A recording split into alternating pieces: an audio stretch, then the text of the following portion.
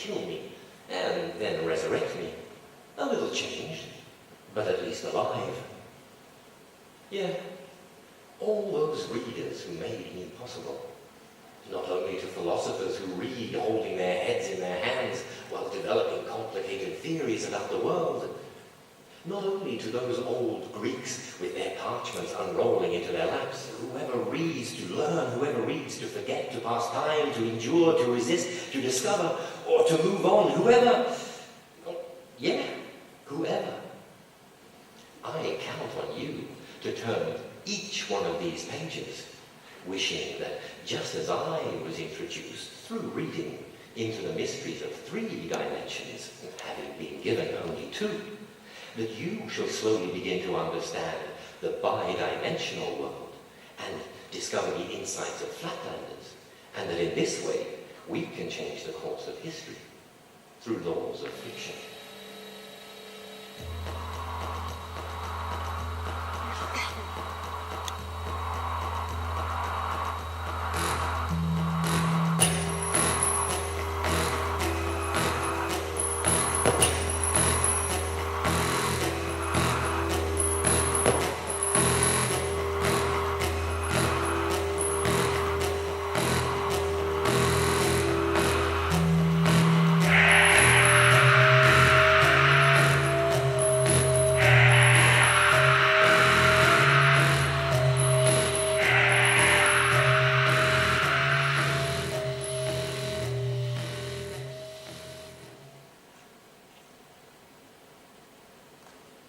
But boy, can we read books. We can slide over the outline of the letters and follow the labyrinths of lines that make up each word and sentence, and in this way follow the stories written in any book made of flat pages. At the end of the day, and on the weekends, me and my family used to walk through groups of letters like...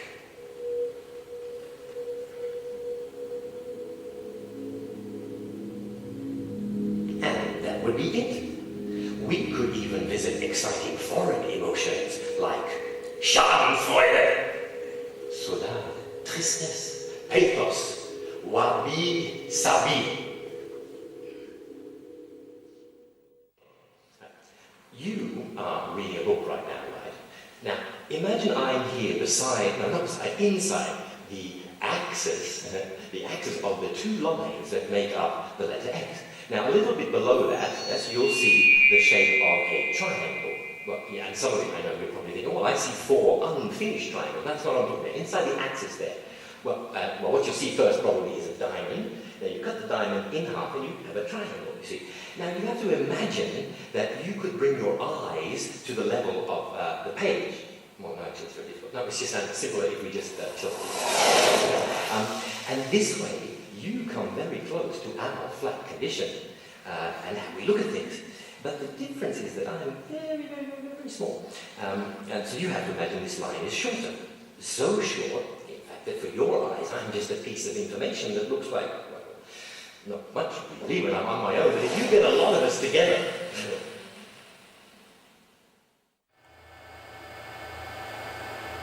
Lazily sliding for a bit of relaxation, I accidentally discovered a strange letter like this.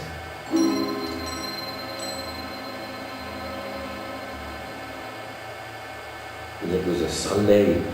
I was a bit bored, sliding around at random. I couldn't really settle on any one thing to read.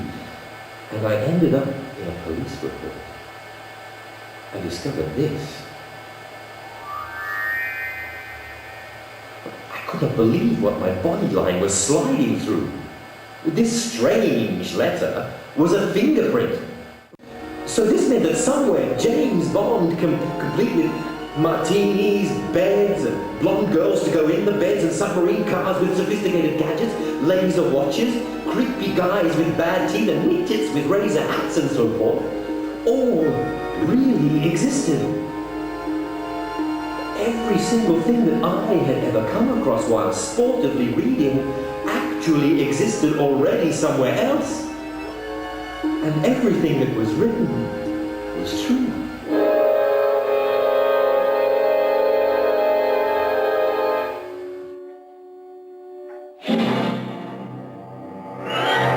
every single sentence I have read in my life was actually an N registration of what is really happening in another dimension. My life was free. And James Bond was out there living the real one. Actually, it's the space between the spaces that, well, that's distance, isn't it? We don't have distance, we've got blurriness. Well, they've got tall people and small people. No, we really only have small people. Small. Well, size doesn't matter. No, size doesn't matter. Well, we could change it. I tried making a cube by dislocating a square so many times that I could tie the different layers together and gradually compress them until I could create a cube. Then I searched in a dictionary for a similar image to see if it had all the same qualities as in Spaceland, and that's when I read cube in perspective. Perspective, okay. I wanted to make some things clear. I wanted to become 3D. But if everything in my world is a representation of yours, then the key to access the technique of your construction is hidden in my landscape. I bet you never thought of that.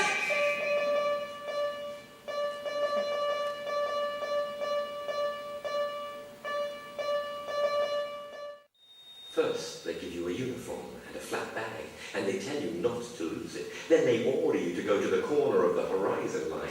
Close your eyes, stay perfectly still, wait for something.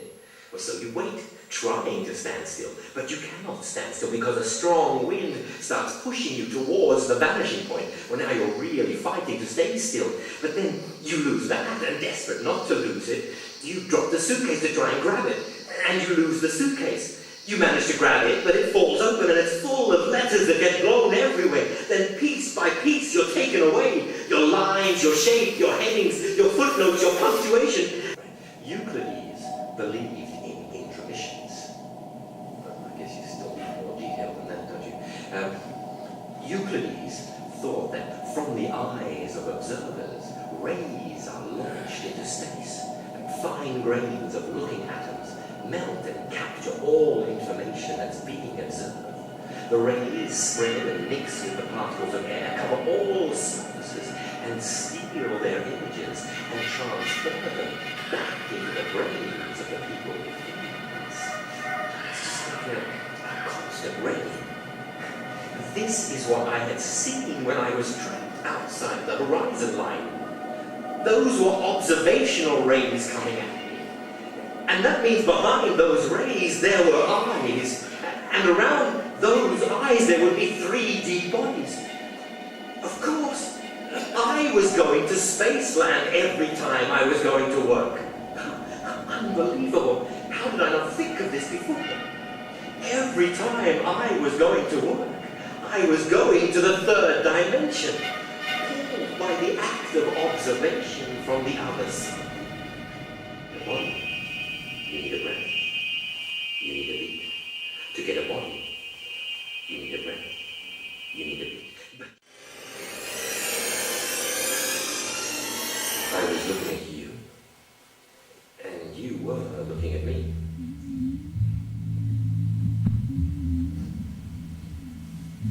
It's funny.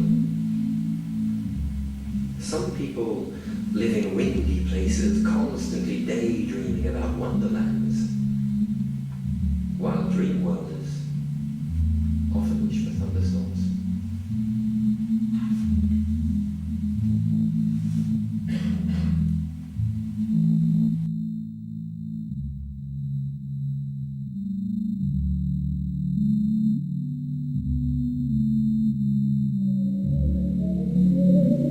There's no place like home.